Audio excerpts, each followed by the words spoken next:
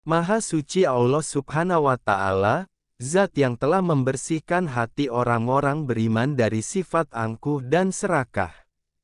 Allah Subhanahu wa Ta'ala lah yang menyelipkan ke sanubari orang beriman perasaan iba, simpati sekaligus empati kepada orang-orang yang lemah dan membutuhkan bantuan, melalui bersedekah. Bersedekah tidak harus besar, yang penting dengan keikhlasan.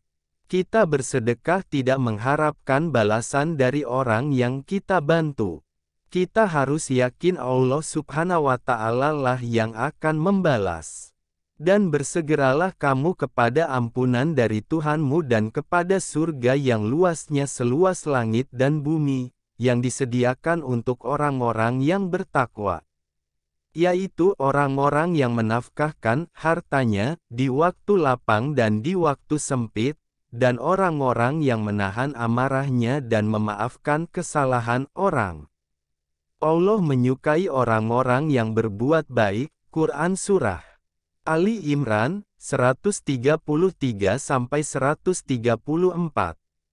Dalam surat yang lain Allah berfirman, perbandingan, balasan atau pahala, bagi orang-orang yang membelanjakan hartanya di jalan Allah seperti satu biji yang menumbuhkan 7 cabang, di setiap cabang menjuntai 100 buah, dan Allah akan menggandakan pahala kepada siapa yang Dia kehendaki, dan Allah itu luas pemberiannya, lagi sangat mengetahui. Quran Surah Al-Baqarah 261. Di surat yang lain, sesungguhnya orang-orang yang bersedekah baik laki-laki maupun perempuan dan meminjamkan kepada Allah pinjaman yang baik, niscaya akan dilipat gandakan pembayarannya oleh Allah kepada mereka, dan bagi mereka pahala yang banyak. Quran Surah Al-Hadid 18. Allah melipat gandakan pahala sedekah. Siapakah yang mau memberi pinjaman kepada Allah, pinjaman yang baik, maka Allah akan melipat gandakan pembayaran kepadanya dengan kelipatan yang banyak, dan Allah menyempitkan dan melapangkan rezeki, dan kepadanya lah kamu dikembalikan. Quran Surah Al-Baqarah 245. Sedekah tidak akan membuat jatuh miskin. Dan apakah kerugian yang akan menimpa mereka jika mereka beriman kepada Allah dan hari akhirat, serta mereka mendermakan sedekah sebagian dari harta yang telah dikurniakan Allah kepada mereka. Quran Surah An-Nisa 39. Rasulullah pun bersabda dalam sebuah hadits yang artinya, siapa yang membantu menyelesaikan kesusahan seseorang di dunia, lebih-lebih lagi saudara sesama muslim, Allah pasti membantu menyelesaikan kesusahannya di dunia dan akhirat. Hadis riwayat Bukhari. Sedekah bisa menghapuskan dosa kecil. Dalilnya adalah hadis Rasulullah Sallallahu yang artinya, sedekah dapat menghapus dosa sebagaimana air memadamkan api.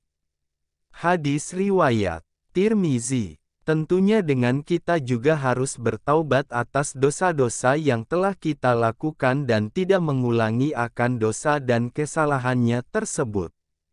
Mendapatkan rahmat dari Allah.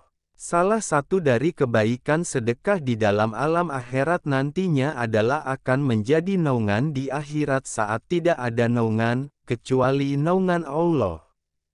Sesungguhnya, sedekah itu memadamkan panasnya kubur dan hanyalah seorang mukmin yang mendapatkan naungan pada hari kiamat nanti dengan sedekahnya.